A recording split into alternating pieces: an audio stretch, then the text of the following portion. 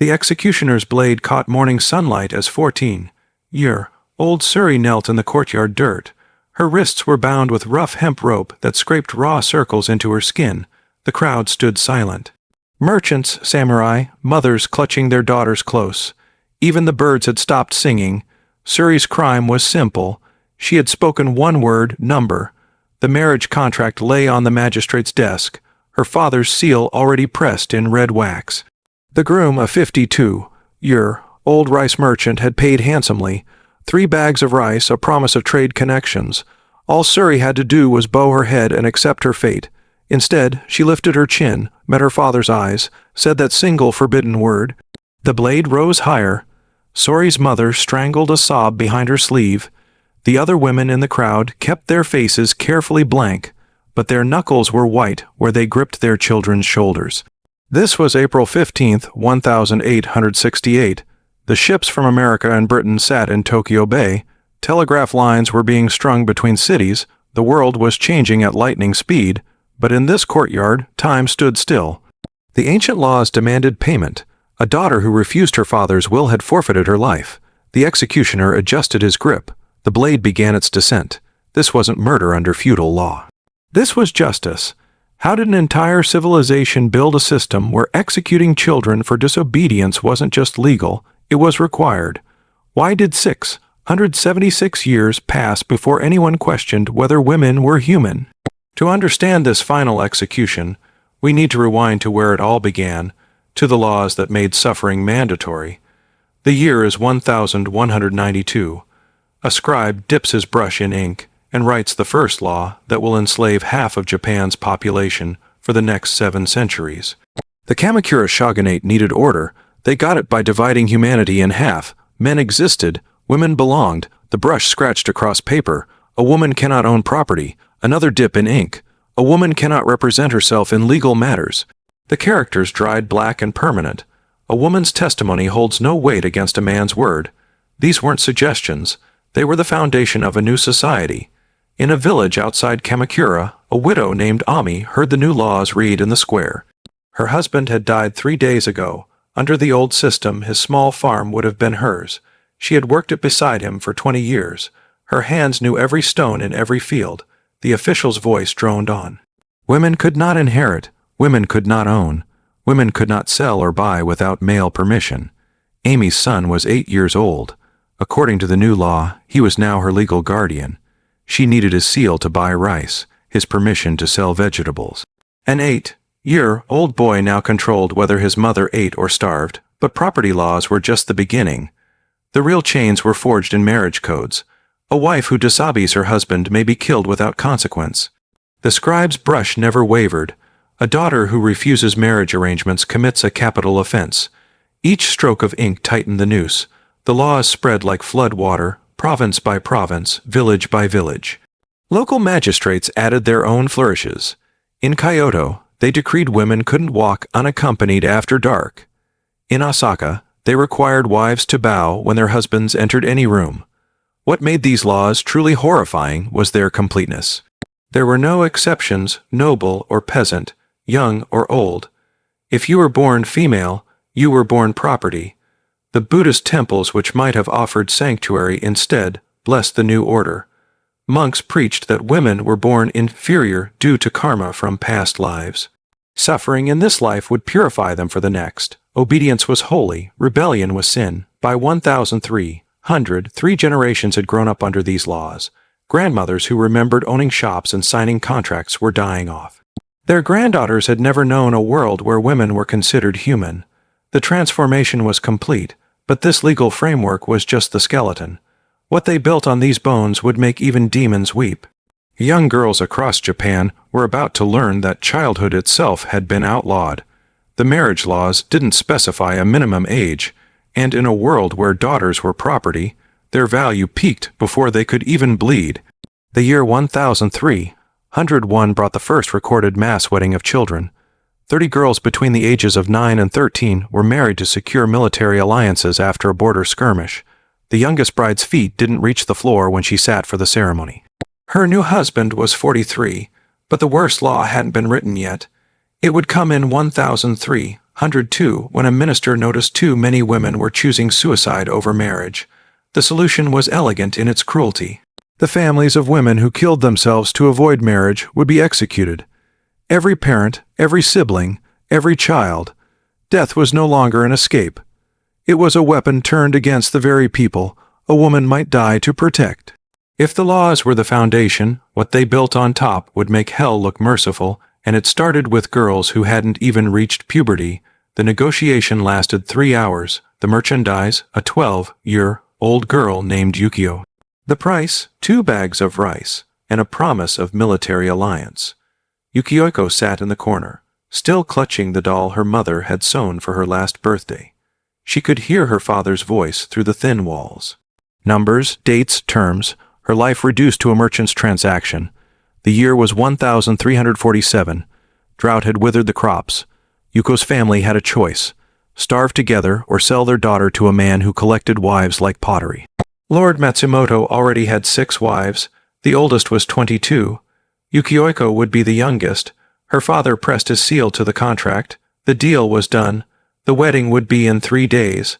On her wedding night, Yuko learned why Lord Matsumoto preferred young brides. They broke easier.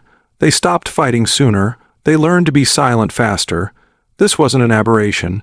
It was the system working as designed. Across Japan, the child bride market flourished. Noble families traded daughters like military assets. Peasant families sold them for survival. The Buddhist temples that should have protected children instead sanctified the practice. Young branches bend without breaking. The monks counselled. Train a wife from childhood, and she will never know rebellion. The physical consequences were devastating. Yukiko's body wasn't ready for what marriage demanded. By 13, she was pregnant. By 14, she was dead. Childbirth at that age was often a death sentence: narrow hips, undeveloped bodies, blood that wouldn't stop flowing. The midwives had a name for it: the young bride's curse. They saw it every month. Girls who looked like children dying to birth children. Their husbands would mourn for exactly as long as it took to negotiate for the next young bride. But some girls were lucky. They survived, like Hain, married at 11 to a silk merchant. She lived through 4 pregnancies before her 16th birthday. Her body bore the map of that survival. Pepium, a pelvis that never properly healed. A spine curved from carrying children while still growing herself. Scars that etched in the rain. Hana was considered a success story. She had given her husband sons. She had survived. What more could a woman ask for? The answer came from the girls themselves in the only way they could speak.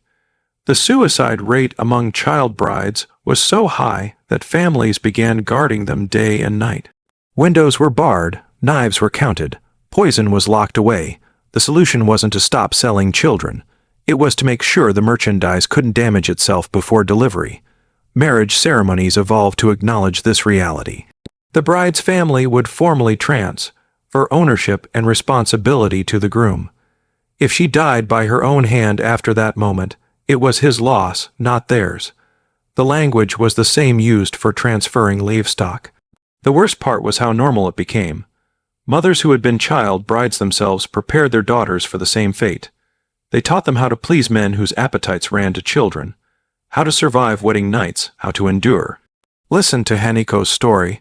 A mother in Edito whispered to her 10-year-old daughter in 1398.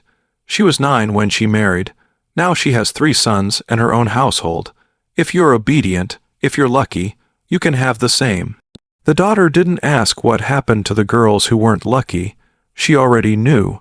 She had attended their funerals. Girls her age dressed in white burial robes, their bodies too small for the coffins. The child bride system created its own economy. Matchmakers specialized in finding fresh flowers. Girls who hadn't yet menstruated. Doctors sold herbs guaranteed to ripen young fruit faster. Merchants crafted wedding robes in children's sizes. An entire civilization reorganized itself around the buying and selling of children. But for families with no rice to trade and no alliances to make, there was another market for their daughters, one that measured value not in marriage contracts but in nightly visits. A market where even younger girls commanded higher prices, where innocence itself became currency. The brothel owners of the Yoshiwara district were about to transform child trafficking into an art form. The brothel owner counted out the coins slowly, each clink another year of May's life he was purchasing. 7 years old, untouched, pretty face, he muttered, adding another stack. She'll bring good money once trained. I'll give you 15 silver pieces. May's father didn't haggle. The rice jar at home had been empty for 3 days. Her mother was pregnant again. Her 2 younger brothers were already showing signs of starvation. Add swollen bellies, thinning hair. 15 silver pieces would feed the family for 3 months. May's innocence would feed them today. The contract was simple. May would belong to the house of falling cherry blossoms until she earned out her purchase price plus interest. The interest rate was 60% annually. The cost of her food, clothes, makeup, and training would be added to her debt. The mathematics were cruel by design. A girl sold for 15 silver pieces would owe 30 by year's end, 50 by year 2. The debt grew faster than any woman could earn. Freedom was a joke written in impossible numbers. May's father couldn't read the contract. He pressed his thumbprint in red ink at the bottom. The brothel owner smiled. Another illiterate farmer who'd never understand that he just sold his daughter into permanent slavery. Say goodbye to your father, the owner told May. You won't see him again. May didn't cry. She was too young to understand what had just happened. She thought she was going to work in a big house with pretty ladies. Her father had told her she'd learn to dance and sing. She'd wear beautiful clothes. She'd make the family proud. The truth would come later.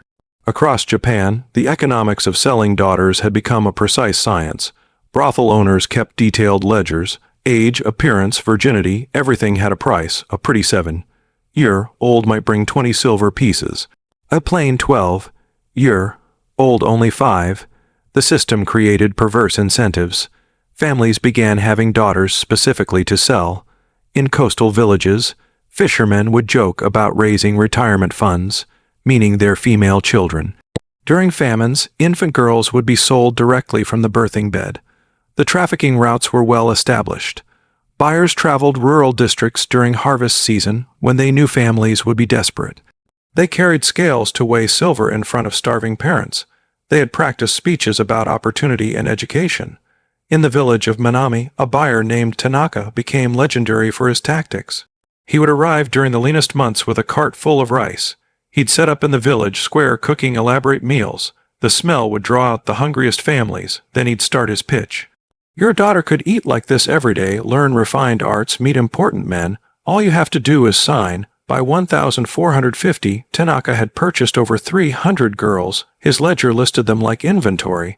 Item 127, age 8, black hair, small build, purchased from Minami village, 12 silver pieces.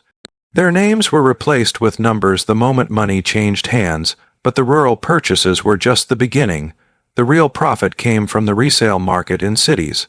A girl bought for 15 silver in a farming village could be sold for 50 in Kyoto. The brothel owners who controlled the urban markets grew wealthy beyond imagination. They built compounds that looked like palaces. They dressed their merchandise in silk and gold. They created an illusion of beauty and refinement that hid the arithmetic of human trafficking. The girls themselves became mathematicians of survival. They learned to calculate their debt down to the last copper coin. They knew exactly how much each client paid and how little went toward their freedom. They could recite their balance like a prayer, one that never got shorter.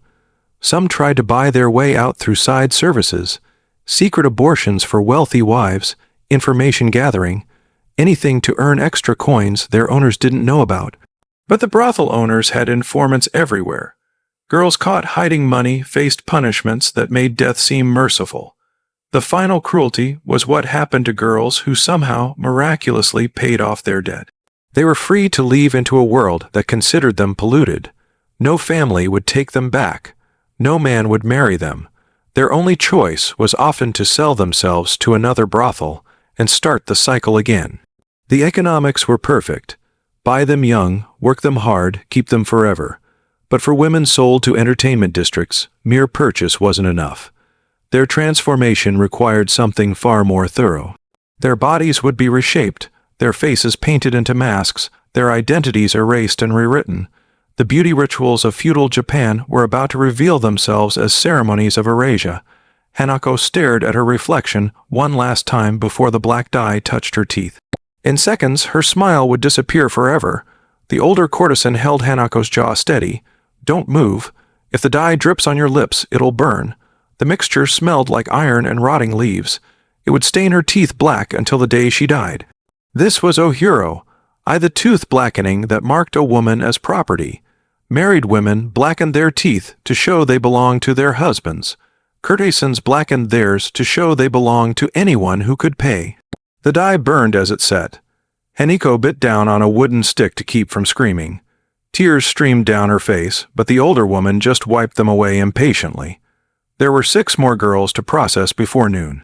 Why Hano managed to whisper between applications. "Black teeth hide your expressions," the woman explained. "Men don't want to see what you're thinking when they use you. This makes you a better product." Next came the eyebrows, every hair plucked out with copper tweezers. The skin swelled red and angry. Then a razor scraped away any stubble. Finally, new eyebrows painted high on the forehead, so high they looked like a child's drawing. "Natural eyebrows show too much emotion," the woman said, attacking the last few hairs. "These painted ones never move, never judge, never reveal." The lead, based white makeup came next. It went on like paste, thick enough to crack. It would poison them slowly. Lead accumulated in the bones, the organs, the brain. The courtesans called it the beautiful death. 10 years of daily application was usually fatal, but 10 years was longer than most girls lasted anyway. The makeup transformed Heniko's face into a mask. Her real features disappeared under white paint, red lips, painted eyebrows. In the mirror, a doll stared back. That was the point. Men didn't pay to sleep with people. They paid to use objects. The beauty rituals were perfectly designed to erase humanity. Every element removed something real and replaced it with something artificial. Natural hair was hidden under elaborate wigs.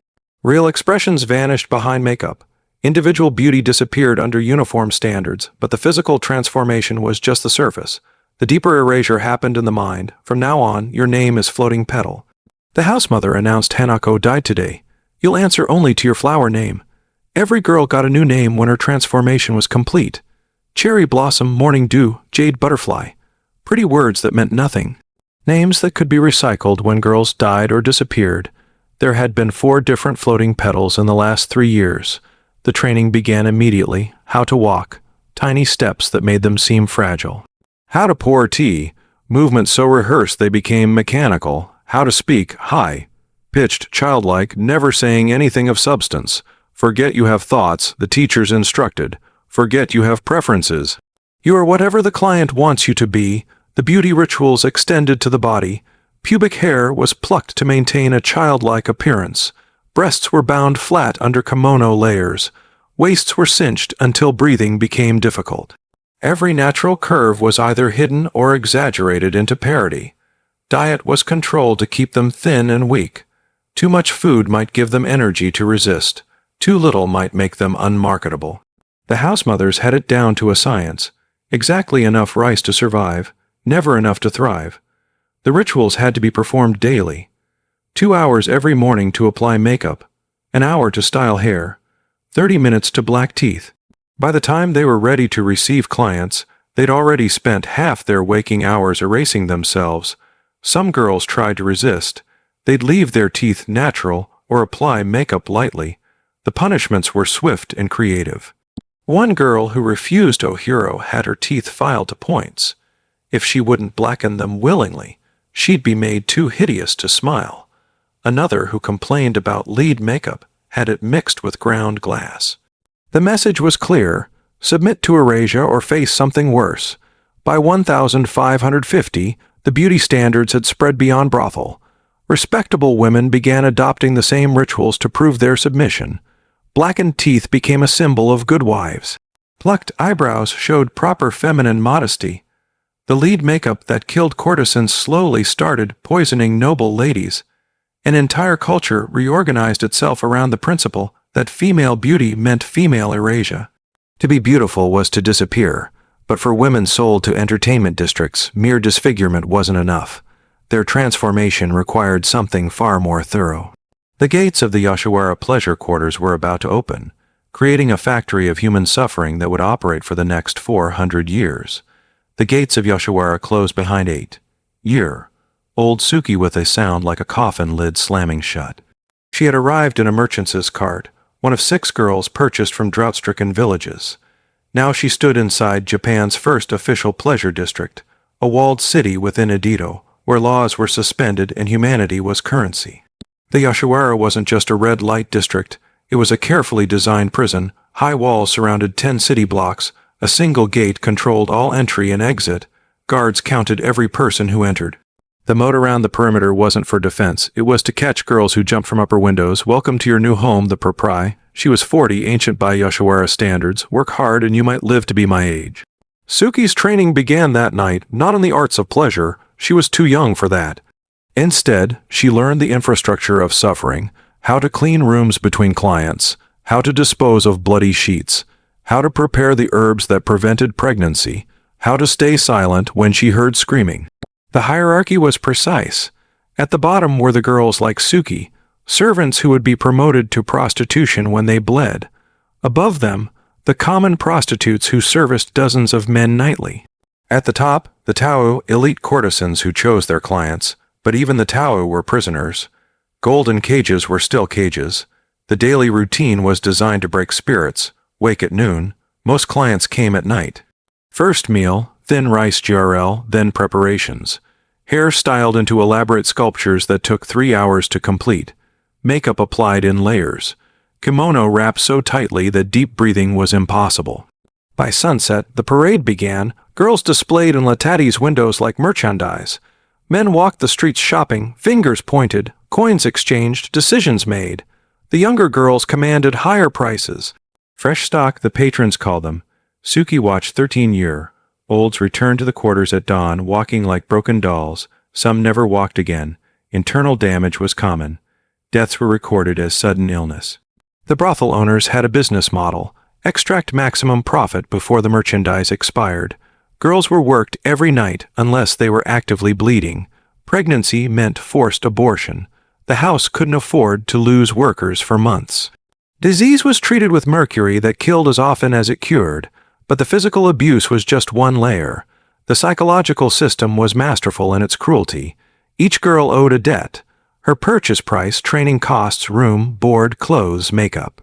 The debt grew daily. A night's earnings might be 50 coins, but expenses were 60. Freedom became a mathematical impossibility, a horizon that receded with each calculation. They weren't allowed to refuse clients. The house had enforcers, former samurai, who'd found new employment breaking the bones of disobedient girls. Resistance meant beatings. Repeated resistance meant mutilation. A girl who bit a client had her teeth pulled. One who scratched had her fingernails removed. The suicide rate was so high that the brothel instituted buddy systems. Girls watched each other constantly. Windows had bars. Chopsticks were collected after meals. Too many had been sharpened into weapons against themselves. When girls died, they vanished. No funerals, no markers. Bodies were dumped at Jokanji Temple through Throwaway Temple, where 25,000 Yoshiwara women would eventually be buried in unmarked graves. Their flower names were given to new girls. The cycle continued. Where's Morning Dew? Suki asked after her friend disappeared. There's always a morning dew, the housemother replied. You're asking about the wrong thing. The worst part was how Yoshiwara became culture. Woodblock prints celebrated the floating world. Poets wrote about the women of pleasure. Rich men bragged about their favorite courtesans. An entire artistic movement grew around romanticizing sexual slavery. The government not only allowed Yoshiwara a yachtier, they taxed it. Officials took their cut of human misery. Police looked the other way when girls were dragged back after escape attempts. Judges ruled that contracts signed by illiterate parents were legally binding. By 1600, Yoshiwara had proven so profitable that similar districts opened across Japan: Shimabara in Kyoto, Shinachi in Osaka, each one a walled city of suffering. each one filled with girls like Suki who entered as children and if they were lucky died before they got old. Suki survived her first 5 years. She watched friends die of disease, abuse, despair. She learned to calculate her impossible debt in her sleep. She forgot her real name, but she remembered the sound of those gates closing. Every night she heard it again, the sound of a world that had locked her in and thrown away the key. Death seemed the only escape from Yoshiwara, but the brothel owners had found ways to make even wombs serve their profits. What happened to girls who got pregnant would redefine the meaning of horror. The herbs tasted like poison because they were designed to kill what grew inside while keeping the vessel alive for continued use. Yuki had been pregnant 4 times in 2 years. This would be her 4th abortion. She knew the routine by now, the bitter tea that made her vomit blood. The cramps that felt like her insides were being twisted by invisible hands. The fever that would last for days. Drink it all. The house doctor ordered. He was 70 years old, had been performing these procedures for 50 years. His hands no longer shook when girls screamed. The abortion methods were primitive and brutal. Tansy, pennyroyal, mercury compounds. Each herb was toxic enough to kill an adult if the dose was wrong. The doctors didn't care about precision. If a girl died, there were always more. When herbs failed, the methods got worse. Long needles inserted through the cervix, violent massage of the abdomen. One house in Osaka used a method where girls were hung upside down and shaken. The death rate was 30%. The owners considered that acceptable losses. Yuki survived her 4th abortion, but her body was failing. The repeated trauma had damaged her beyond repair. She bled constantly. Walking was agony, but she was still expected to work. The house had invested too much in her training to let her rest. The reproductive horror wasn't limited to brothel. Across Japan, the famine years had arrived. Families faced impossible choices. Too many mouths, not enough rice. The traditional solution was mabiki, thinning the seedlings. In farming villages, midwives carried 2 sets of tools, one for delivering babies, one for ensuring some never drew breath. The decision was made by gender. Boys might grow up to work fields. Girls were just future expenses. The methods were quick, a hand over nose and mouth, a twist of the neck. Sometimes they used a cloth soaked in water. It left no marks. The official records would show stillborn. Everyone knew the truth. No one spoke it aloud. Midwife Akawa kept her own records. In 1623, she delivered 47 babies. 23 were girls. 16 were recorded as stillborn. Her notes discovered years later told the real story. Father requested thinning. Family cannot feed another daughter. 3rd girl, no chance of survival. For women who kept their daughters, the horror took different forms. The concept of mercy sales emerged. Rather than watch a daughter starve, mothers would sell them to brothel while they were still healthy enough to command good prices. It was framed as kindness, at least in the pleasure quarters. They'd eat. The reproductive control extended to married women. Samurai wives who produced only daughters faced punishment. Some were divorced. Others were forced to accept concubines who might produce sons. The pressure to birth males was so intense that some women attempted to hide their daughters' gender, raising them as boys until discovery meant death for both mother and child. In the brothel, pregnancy wasn't just inconvenient, it was theft. A pregnant woman couldn't work. Every day of pregnancy was lost profit. The house mothers had spreadsheets calculating the cost. 9 months of lost income, plus the abortion fee, versus the price of buying a replacement girl. The math always favored forced abortion. Some girls tried to hide their pregnancies. They bound their bellies, starved themselves to stay thin, worked until they collapsed. Discovery meant punishment. Abortion procedures done without even the minimal care given to voluntary ones. These were designed to cause maximum pain as a lesson to others. The worst cases were the late-term abortions. Girls who successfully hid pregnancy until the 5th or 6th month faced procedures that were essentially forced labor followed by infanticide. The house doctors had special tools, hooks, and clamps that would make modern medical professionals vomit. The survival rate was less than half, but some babies survived. Born in brothel back rooms, they faced immediate sorting. Boys were sold to merchants or temples. Girls were kept and raised to continue the cycle. They grew up in the houses where their mothers worked, watching the life that awaited them. These brothel daughters were valuable property. Raised from birth in the pleasure quarters, they knew no other life. They couldn't dream of escape because they'd never seen the outside world. They were the perfect products, broken before they could walk. By 1650, reproductive horror had become normalized. Forced abortion was a business expense. Infanticide was agricultural practice. Women's bodies were factories, and the owners decided what products were acceptable. The samurai class watched these practices with approval. They had their own uses for female bodies. While common women faced brothel and abortion, noble women discovered that even palaces could become prisons. The political hostage system was about to turn marriage into a weapon of war. Lady Matsuko hadn't seen her husband in 3 years, but she knew exactly where he was because if he took one wrong step, she'd pay with her life. The Sankan-Katai system was genius in its cruelty. Every daimyo had to spend alternate years in Edo serving the shogun. When they returned to their domains, they left their families behind. Wives and children became collateral for good behavior. Matsuko lived in a gilded prison within the Edo castle complex. Silk screens, gold tatami, exquisite gardens she could see but never walk alone. Every comfort except freedom. Every luxury except the right to leave. "Your husband sends his regards," the official messenger announced. He visited monthly, bringing letters Matsuko knew were censored. Her replies were read by 3 different inspectors before sending. One wrong word could be interpreted as conspiracy. The other hostage wives called it the beautiful death. They had everything: servants, fine clothes, the best food, but they were one messenger away from execution. If their husbands rebelled, plotted, or even appeared to think rebellious thoughts, the women died first. Lady Fumiko learned this lesson in 1663. Her husband, Lord Yamada, was accused of fortifying his castle without permission. The evidence was thin, some extra stones ordered for repairs, but the shogunate needed an example. Fumiko had 6 hours' notice, time enough to write death poems for her 3 children, time to dress in white and apply her makeup perfectly. When the executioners arrived, she was ready. Her children, aged 4, 7, and 9, were not. The executions were public. Other hostage families were required to attend. They stood in neat rows, faces carefully blank as Fumiko and her children knelt on white cloth. The youngest boy kept asking for his father. His mother's hand on his shoulder was the only answer he got.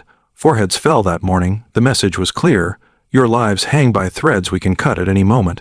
The psychological torture was exquisite. The hostage wives lived in constant fear, but they couldn't show it. Any sign of distress might be interpreted as knowledge of their husband's plans. They perfected the art of empty smiles, meaningless conversation, hollow existence. Their children grew up in this atmosphere of terror disguised as luxury. Sons knew that their father's ambitions could kill them. Daughters learned that marriage meant becoming human collateral. The hostage quarters were filled with children who never laughed too loud, never ran too fast, never drew attention. The women developed their own communication systems. A specific flower arrangement meant my husband writes of taxes code for potential trouble. The way tea was served could signal the inspectors are watching closely today. They protected each other when they could, warned each other always, but protection had limits. When Lord Sardo was caught smuggling guns in 1678, his wife and 2 daughters were arrested at dawn. Other hostage wives could only watch from behind their screens as their friends were dragged away. 3 days later, new women occupied the Sato quarters. The cycle continued. Some women found ways to resist. Lady Iko smuggled letters to her husband using merchant women who delivered cosmetics. She hid messages in the false bottoms of makeup boxes written in juice that only appeared when heated. For 3 years, she maintained real communication with her spouse. When discovered, her punishment was creative. She wasn't executed. That would have been merciful. Instead, they killed her servants once per day while she watched. Then they moved her to a smaller room, then smaller. By the end, she lived in a space too small to lie down in. She went mad within months. The hostage system created generations of women who lived as permanent prisoners of war. Noble birth meant nothing. Wealth meant nothing. They were reduced to breathing insurance policies for their husbands' good behavior. The irony was that many husbands forgot them. Years in their home provinces, new concubines, political pressures, tap. The hostage wives became abstract concepts. Some lords remarried in their domains. Bigamy justified by distance. The women in Edito grew old, waiting for husbands who no longer remembered their faces. When the Sankankuttai system finally ended, some women had been hostages for 40 years. They were released into a world they no longer understood. Their children had grown up in captivity. Their husbands were strangers. Freedom itself became a new kind of prison. But not all women accepted their cages quietly. Some refused to be passive victims. They picked up weapons. They fought back.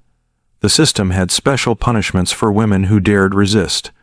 The female warriors of Japan were about to learn that competence itself was a crime when practiced by the wrong gender.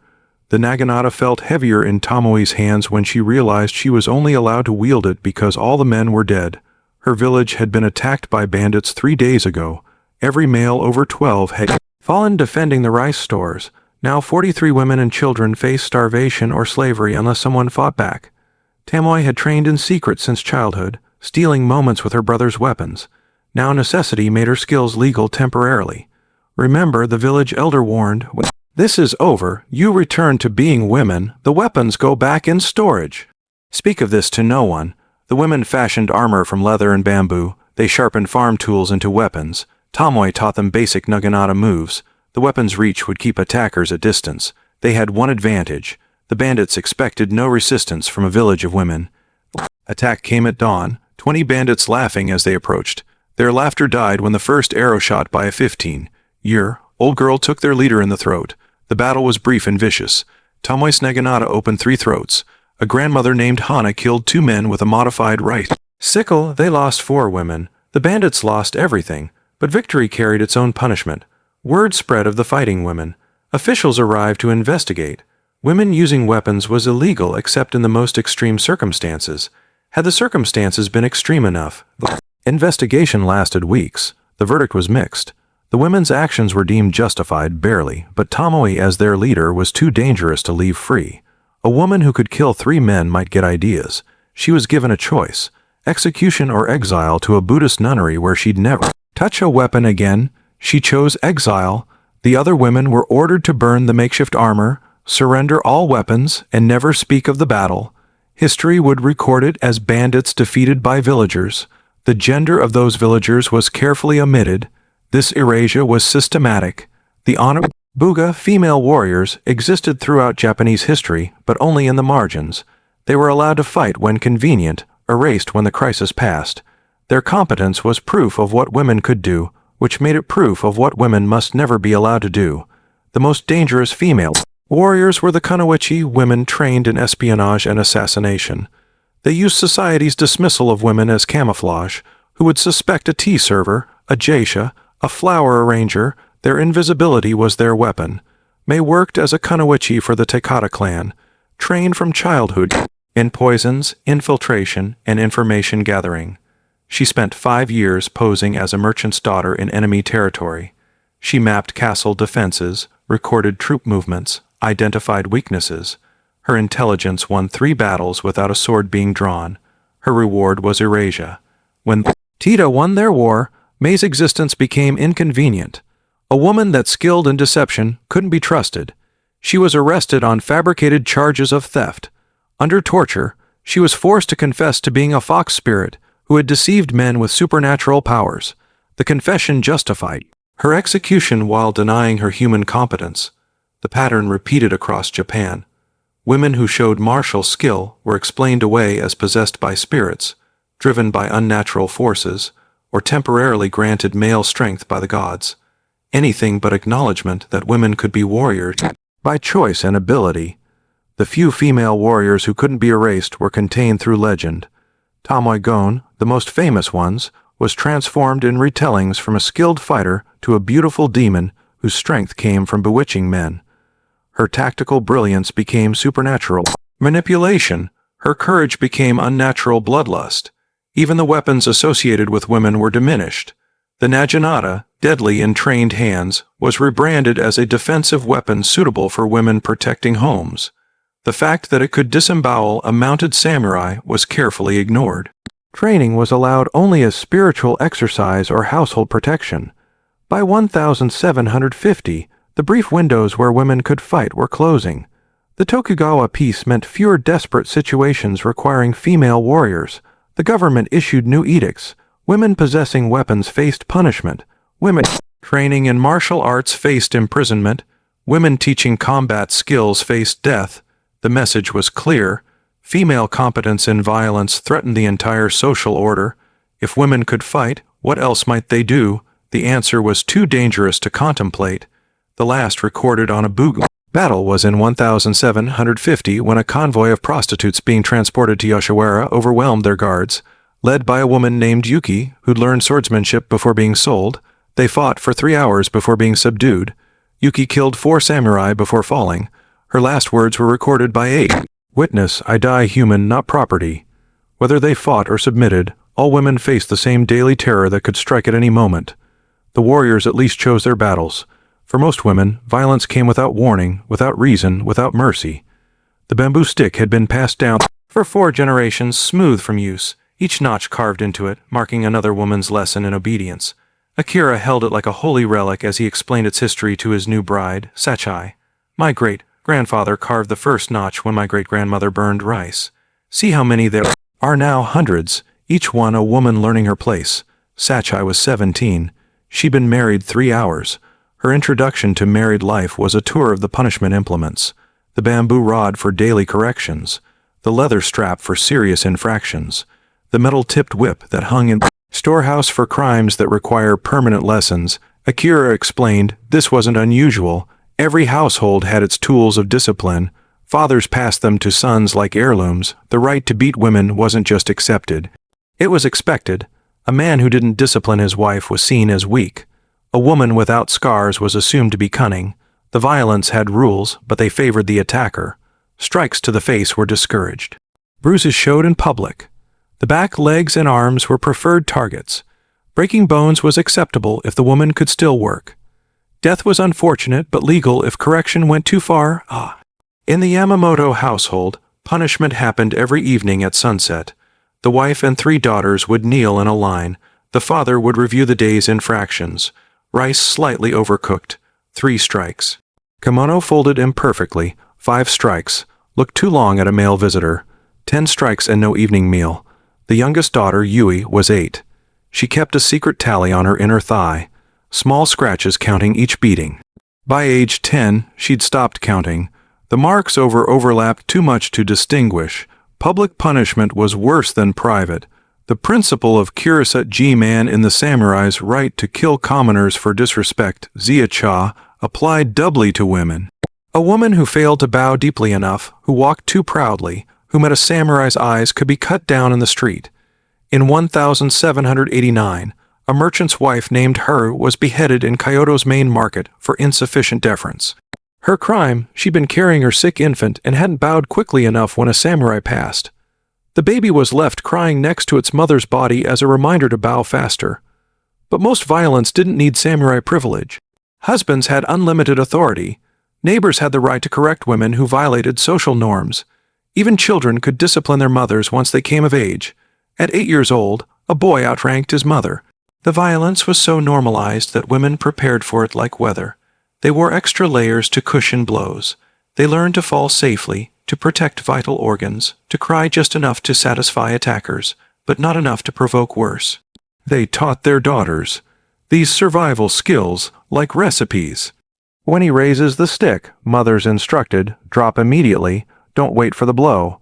Anticipation pleases them. Cover your kidneys, damage their kill slowly. Scream on the 3rd strike, never the 1st. Too early, and they think you're weak. Too late, and they think you're defiant. Starvation was a favorite punishment because it left no marks. Women could be denied food for days, allowed only water. During famines, this was a death sentence disguised as discipline. Fathers would eat full meals while wives and daughters watched, learning their place in the hierarchy of consumption. Psychological torture was constant. Women lived in perpetual anticipation of violence. Every footstep could signal a beating. Every male mood shift meant danger. They developed a hypervigilance that consumed enormous energy, reading faces, predicting triggers, managing emotions that might provoke attack. Some women found small rebellions. They would add tiny amounts of poison to their husband's food. Not enough to kill, just enough to cause discomfort. They shared information about which merchants would accidentally sell spoiled goods to violent men. They whispered protective charms while serving tea, but rebellion carried spectacular risks. In 1812, a wife named Midori was caught adding nightshade to her husband's miso soup. Her punishment was public, stripped naked, tied to a post in the town square, and beaten with bamboo rods by any man who wished to participate. She survived 3 days before dying. Her body was left displayed for a week. The message was clear: endure in silence or face worse. As the 19th century progressed, whispers of change began. Western ships brought new ideas about human rights, but the system would claim its final victims with spectacular cruelty. Old ways would die hard, and women would pay the price for society's resistance to change. In 1867, Western ships sat in Tokyo Bay while in a mansion nearby. 15-year-old Iko was being prepared for the same marriage ceremony her great-grandmother had endured. The contrast was surreal. Telegraph wires stretched between cities carrying news of women's rights movements in America. Steam engines transformed transportation. Photography captured reality in ways that challenged traditional art. But in the women's quarters, time stood still. Iko's marriage contract was identical to one's written. In 1400, she would become property. She would obey without question. She would produce heirs. Her consent was neither required nor requested. The modern world stopped at the gates of her father's compound, but pressure was building. The Meiji Restoration loomed. Samurai knew their time was ending. Like cornered animals, they lashed out at the weakest targets, their women. The final years of feudal Japan saw an explosion of honor killings, desperate attempts to maintain control as the world shifted. The statistics from 1860 to 1868 tell the story. Executions for female disobedience tripled. New laws made previously minor infractions, capital crimes. Reading foreign books became punishable by death for women. Speaking to foreign merchants meant execution. Even expressing curiosity about the outside world could be fatal. The brothel experienced their own final surge. Knowing abolition was coming, owners worked their women harder than ever. Debt calculations became more creative. Girls as young as 5 were purchased in bulk. The Yoshiwara district expanded to its largest size in 1865, 3 years before it would begin its decline. In rural areas, the clash between old and new created unique horrors. Families that had sold daughters for generations suddenly faced a world where that might become illegal. Their response was acceleration, selling younger girls faster before the window closed. The marriage market became frenzied. Fathers rushed to arrange marriages for daughters, fearing they'd lose the right. Girls barely past first menstruation found themselves wed to increasingly desperate men. The age gap between brides and grooms reached its historical peak. 60-year-old men marrying 11-year-olds. Resistance took new forms. Some women learned to read in secret, sharing smuggled Western newspapers. They whispered about places where women voted, owned property, chose their husbands. These whispers were dangerous. Discovery meant death. In 1866, a group of samurai wives was discovered with a hidden library of foreign texts. Their trial was swift.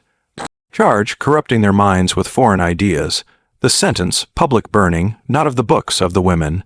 They were made to stand in iron cages as fires were lit beneath them. Their screams carried across Edo, but change was unstoppable. Each execution created more sympathy. Each honor killing sparked more questions. Younger samurai who traveled abroad began questioning the system. Merchants who needed educated workers wondered why half their potential workforce was forbidden literacy. The brothel system faced its own crisis. Foreign visitors were horrified by the child prostitution. International pressure mounted. The government that had profited from Yoshiwara for centuries suddenly found it embarrassing. Plans for reform were drawn up, plans that would take decades to implement. In this atmosphere of change and resistance, traditional authorities made one last stand. New edicts reinforced old oppressions. The penalty for female adultery was raised from exile to death. The age of male authority was lowered from 8 to 6. 6-year-old boys could now legally beat their mothers. The violence reached absurd peaks. Women were executed for crimes like walking loudly, smiling without cause, and excessive curiosity. The authorities were grasping at shadows, trying to control a world that was already beyond their reach. But for every woman killed, 10 more heard the story. For every public execution, 100 private conversations began. The questions that had been unthinkable for 676 years were finally being asked. Why? What if? Could things be different? It was in this climate of change and violence that our story comes full circle. A 14-year-old girl named Sori was about to become the last official victim of feudal Japan's woman hatred. Her crime would be saying a single word that represented centuries of silenced voices. Number. The old men who ordered her death thought they were enforcing tradition. They didn't realize they were writing its epit. Suri's execution would be the last under feudal law. Within weeks, everything would change. Which brings us back to that courtyard that morning. That blade catching sunlight above a 14-year-old girl who dared to say no. But now we understand the weight of that moment. Now we see the centuries of suffering that led to that final scene. The executioner's blade hung suspended in morning light. Sori knelt in the courtyard dirt, her wrists bound with hemp rope, her chin raised in defiance. The crowd stood frozen. Merchants, samurai, mothers, clutching daughters. Even the sparrows had gone silent. We've traveled through 676 years to return to this moment. Now we understand what brought us here. The laws that made women property, the child brides sold like livestock, the brothel that consumed generations, the beauty rituals that erased identity, the hostage systems that made wives into warfare, the warriors punished for competence, the daily violence that broke spirits, the final desperate years of a dying system. All of it led to this. A 14-year-old girl who spoke a single word of refusal. The magistrate read the charges again. Suri, daughter of merchant Taka, has refused the marriage arrangement made by her honored father. Despite correction and counsel, she maintains her rebellion. The law is clear. The sentence is death. Suri's mother stood in the crowd, her face a mask of controlled agony. She'd spent the night before teaching her daughter how to die with dignity, how to position her neck for a clean cut, how to empty her mind of fear, how to make her last moment count. The executioner was 60 years old. He'd inherited the position from his father. In 40 years of service, he'd executed thieves, murderers, traitors, but this was new. A child whose only crime was saying no to marriage. His hands trembled slightly as he adjusted his grip. In the crowd, other women watched with hidden sympathy. They recognized themselves in Suri. They'd all wanted to say no to marriages, to beatings, to sales, to erasure. But they'd been too frightened, too broken, too realistic about the consequences. Now, one girl's courage would pay the price for all their silence. The blade began its descent. Suri's last words were barely a whisper, but they carried across the courtyard. I die as myself. The sound of steel through air, the soft thud of impact, the collective intake of breath from the crowd. It was over in seconds. Suri's body fell forward into the dirt. Blood spread in a widening pool, soaking into earth that had absorbed centuries of female suffering. But something was different this time. Usually crowds dispersed quickly after executions. Today they lingered. Women stared at the small body in the dirt. Men shifted uncomfortably. Children asked questions their parents couldn't answer.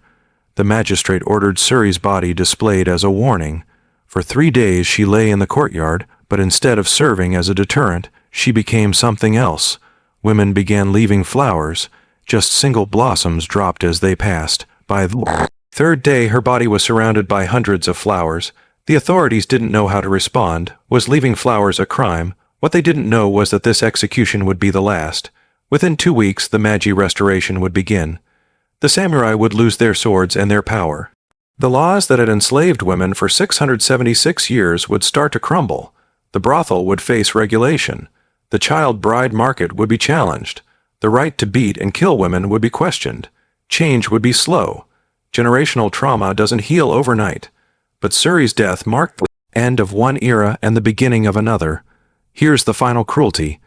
We only know this story because one court scribe moved by conscience or history secretly recorded it.